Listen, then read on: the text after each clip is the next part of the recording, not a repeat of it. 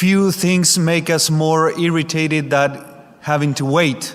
When we have to wait, in traffic. Who likes to wait in traffic, to just sit in traffic when you go to a bigger city? To wait, in a waiting room for any service, or to wait, at the line in the store. Who likes to wait at the line in the store? No one. Thanks God for self-checkout. I love that. You just go in and out. You don't have to wait. Technology has made our lives very fast, and we got used to instant results, immediate results in our lives.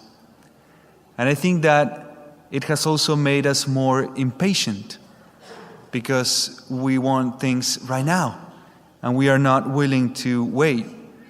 Far more impatient than people, a farmer 50 years ago.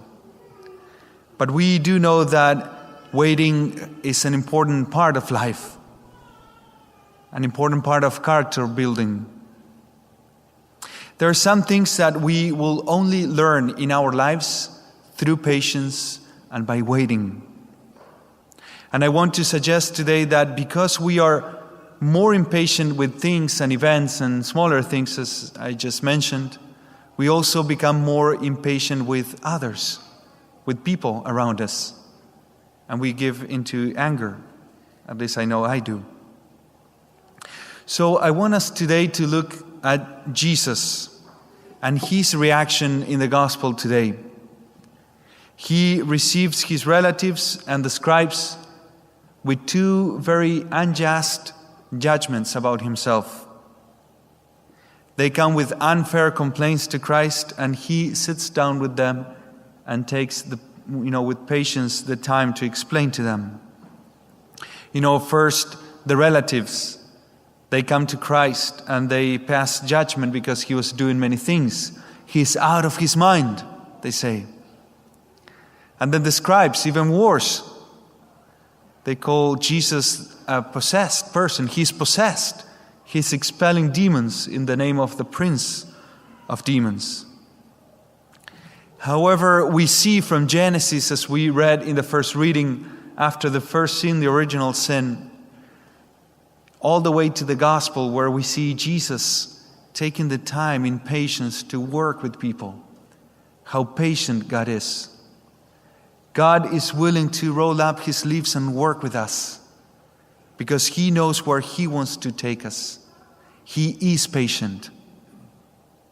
He doesn't have moments of patience with us. We don't have to wonder if he's going to be patient with us one more time. He is patient. That's in his being. That's who he is. And so we can learn from that patience today. And I think that we come closer to God by pondering more on how patient he is with us. And at the same time, we come closer to others by being patient with them. So those are the two things I would like to look at today. First, to focus and concentrate on how patient God is with us, so that we may learn from him to be patient with others around us. Why do we get impatient? I think we are impatient with God in the first place, most of the times. We lack trust. We want things right now. We are not willing to wait. We don't take a not yet from God. We're not willing to hear that from him, and so we become very impatient. There's nothing more frustrating in life and in our relationship with God than when you are in a hurry and God is not. And so we pray for things and he says, no, not yet. I'll have you wait. I know that's the best for you. And so we get impatient, like that person who prayed, God, give me patience, but please hurry up. And so we get impatient with God. Also with ourselves, we tend to be impatient, especially as we begin growing in the faith. Those who are taking the first steps, or those who are trying to grow in the faith, and if you are really pursuing holiness, we do get impatient with ourselves. We want results more quickly. And we want to see the results right away. And so we are not willing to suffer a bit and to fight the good fight. When in other areas of our lives we are much more patient And we know that endurance is the way, that we need to take time and to work in ourselves. 12 years of education. We know that it takes time in other areas, and in the faith, we are not willing to wait on ourselves. And finally, we get impatient with others, I think, especially with others, most of the times.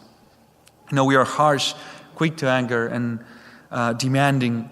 We don't see the whole picture sometimes, and so we can miss a point and be very impatient with others. Like that other person who prayed, God, give me patience, because if you give me strength, I may punch them on the face. Sometimes that's how we feel. We need patience because strength wouldn't do it. So let us now focus for a moment on that compelling patience of God. Let us look at Jesus in the gospel and how he treated both his relatives and the scribes.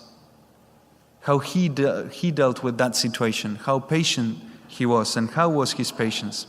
And I am calling this compelling patience because it's a very, very compelling patience. Because God is patient with us, he gets the best of us.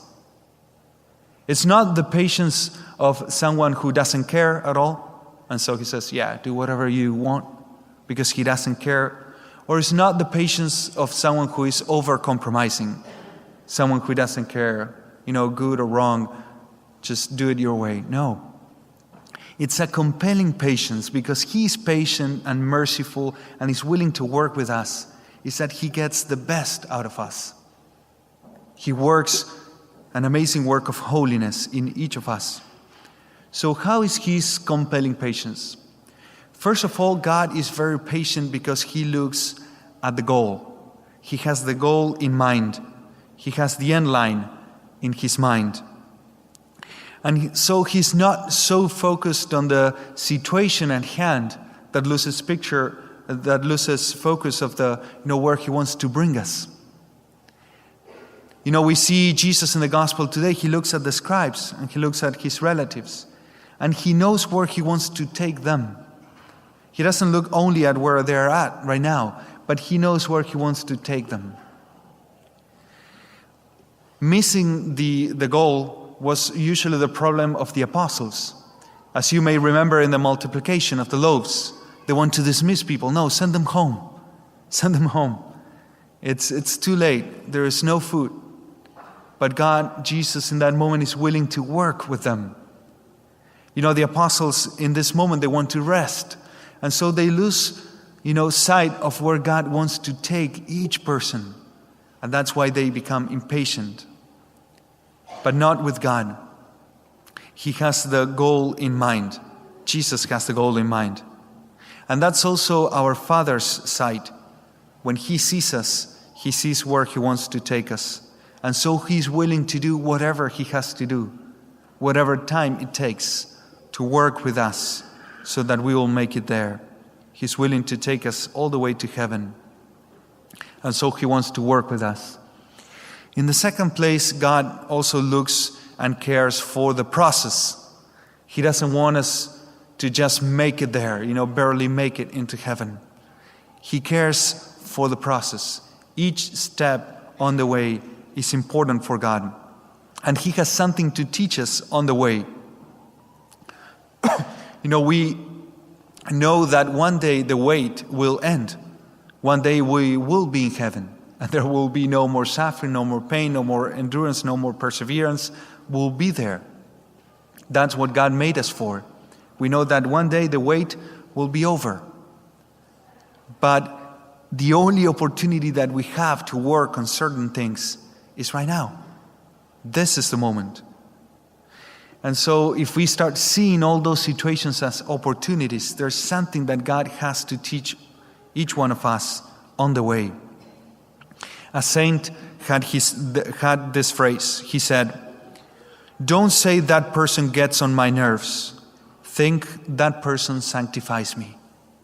So those situations are opportunities. If we think that person gets on my nerves and we get impatient, we lose the opportunity.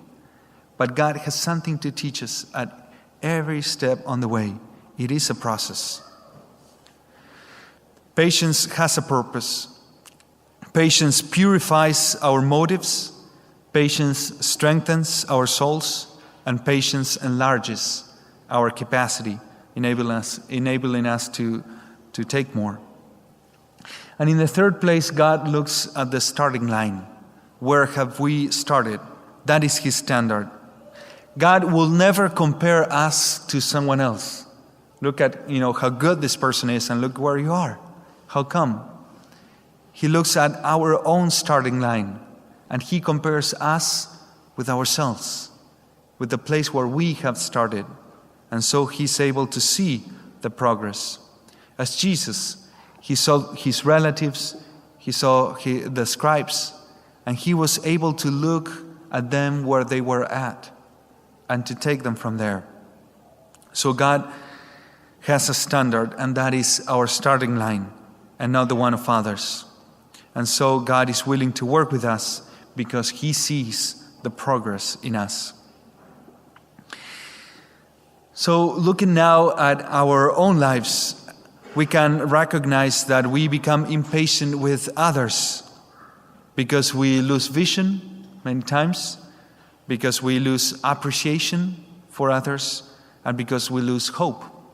So when we lose any of those three that I just mentioned, is that we become impatient with others because we lose vision, appreciation, hope that others can change. So it usually has to do with one of those three. So finally, I want to propose for this week a very concrete resolution. That we may choose one person this week. One person that maybe sometimes gets on our nerves. Maybe that person already came to mind as I was speaking. Maybe that person is sitting right next to you. Don't look at them right now. But choose one person for this week and pray for them under this light. Pray for them under this light, under the sight of God. Try to see the end goal. Try to see the importance of the process and each step. Try to see their own starting line. And you will see how much this will help you to be patient with them during this week. So if someone is being overly patient with you this week, it means that they're working. Let me finish with this. God is very patient. He's patient with us. And He's willing to teach us through His patience to be patient with others. That's who He is. He has all the time in the world. All the time in the world. 1,000 years in His sight are as yesterday for Him, come and gone, like a watch in the night. And so in a few moments on this altar, time and eternity will come together.